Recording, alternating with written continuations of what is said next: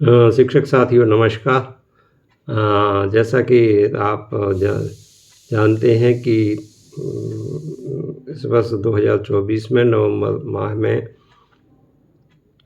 National achievement सर्वे का आयोजन पूरे देश में एक साथ होना है। 19 नवंबर 2024 को राष्ट्रीय मूल्यांकन दिवस के रूप में मनाया जाएगा, जिसमें जिले, राज्य, पूरे प्रदेश और देश के सभी विद्यालयों में कक्षा 3, कक्षा 6 एवं कक्षा 9 के बच्चों का नेशनल अचीवमेंट सर्वे होगा। नेशनल अचीवमेंट सर्वे में जो का पहला पार्ट है बच्चों का अचीवमेंट टेस्ट, उसी को देख कर के आज हम कक्षा 6 की तैयारी किस प्रकार से करें, कक्षा 6 में विज्ञान विषय की तैयारियां के संदर्भ में हम बात करने वाले हैं। विज्ञान विषय के जो लर्निंग आउटकम है कक्षा 6 के, उसमें आपको जब नेस का जो प्रश्न पत्र आता है उसमें कक्षा 5 के लर्निंग आउटकम को भी शामिल किया जाता है और कक्षा 4 के भी लर्निंग आउटकम को शामिल किया जाता है। अर्थात कक्षा 6 की विज्ञान विषय की तैयारी करने के लिए हमें पर्यावरण विज्ञान के कक्षा 5 के लर्निंग आउटकम पे भी तैयारी बच्चों की कराना पड़ेगी और इसके साथ ही कक्षा 4 के पर्यावरण विज्ञान विषय के लर्निंग आउटकम की भी तैयारी कराना पड़ेगी। आज हम कक्षा 5 के लर्निंग आउटकम 501 पर चर्चा करने वाले हैं। यह लर्निंग आउटकम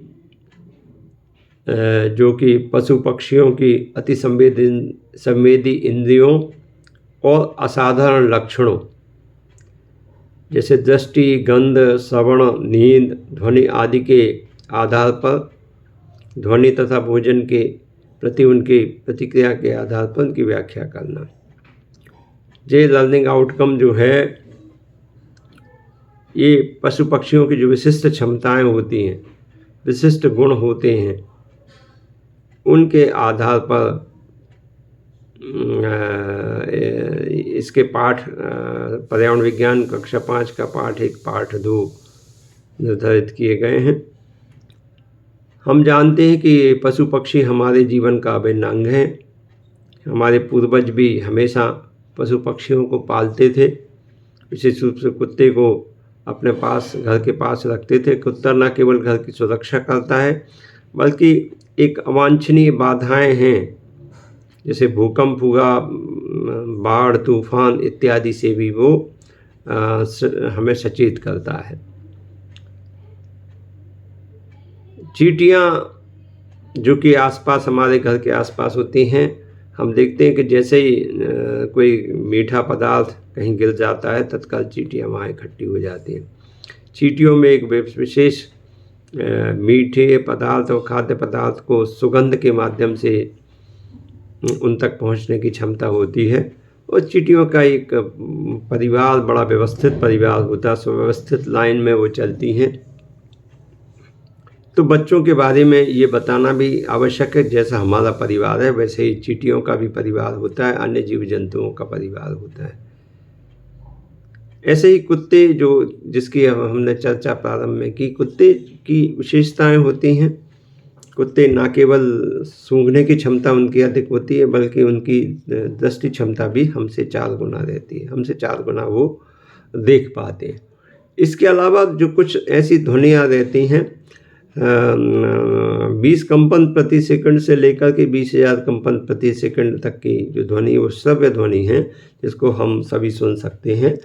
लेकिन उससे 20 कंपन प्रति सेकंड से कम की ध्वनि अपश्रव्य ध्वनि होती है जिसको हम सुन नहीं पाते हैं, और 20,000 कंपन प्रति सेकंड से अधिक की ध्वनि पराश्रव्य ध्वनि होती है जिसको भी हम नहीं सुन पाते हैं। लेकिन कुछ जीव जंतुओं में, जैसे कि आपको कुत्ते में, हाथी में, व्हेल, मछली में, कबूतर, चमगादड़ इत्यादि में ये क्षमता होती है, दरियाई घोड़े, कि ये पराश्रव्य ध्वनियों को भी आसानी से सुन लेते हैं। कुछ जीव जंतु तो श्रव्य ध्वनियों को भी सुन लेते हैं, अपश्रव्य ध्वनियों को सुन लेते हैं। अपश्रव्य ध्वनि से मतलब इस प्रकार की ध्वनि जो भूकंप आने से उत्पन्न होती है। और पराश्रव्य ध्वनि ऐसी जो आंधी तूफान बड़ी जो भौगोलिक घटना है उसके कारण से उत्पन्न होती है। तो ये जीव जंतु हमारे लिए बहुत महत्वपूर्ण होते हैं। हम बच्चों से आप ये प्रश्न पूछिए कि मच्छर हम तक कैसे पहुंच जाते, कैसे पता रहता है। मच्छर हमारे शरीर की गर्मी का आभास हो जाता है और इसके अलावा हमारे शरीर की गंध, यहाँ तक कि कुछ स्टडी में पाया जाता है महिलाओं को मच्छर ज़्यादा काटते हैं पुरुषों की तुलना में। कहीं ना कहीं शरीर की जो गंध है उस गंध से मच्छर आकर्षित होते हैं और हम तक पहुंच जाते हैं। तो इस प्रकार से हम जानते हैं कि आसपास प्रत्येक जीव जंतु किसी न किसी विशेषता के कारण हमसे जुड़ा हुआ है और इस बात को हमारे पूर्वज बहुत अच्छे से जानते थे। इस कारण से इन पशु पक्षियों को वो अपने पास रखते थे। बच्चों के मन में जिज्ञासा होती है कि पशु जो है नहीं उड़ पाते, पक्षी उड़ जाते हैं, क्यों उड़ पाते हैं? तो उसकी जिज्ञासाओं को भी आप उनसे ही प्रश्न करिए कि पक्षियों की जो विशेष जो पंख की क्षमता होती है, पंख के कारण से वो उड़ पाते हैं। इसके अलावा कुछ पक्षियों में भी विशेषताएं होती हैं। कौवे की एक सतर्कता की विशेषता होती है। चील, गिद्ध, बाज ऐसे पक्षी हैं जिनकी दृष्टि क्षमता बहुत तीव्र होती है। इस कारण से भी बच्चों के मन में जिज्ञासा होती है कि ये इतनी ऊंचाई पर उड़ने के बावजूद भी ये चील, गिद्ध और बाज जैसे पक्षी जो ज़मीन पर मृत पशु पक्षी हैं उनको कैसे उन तक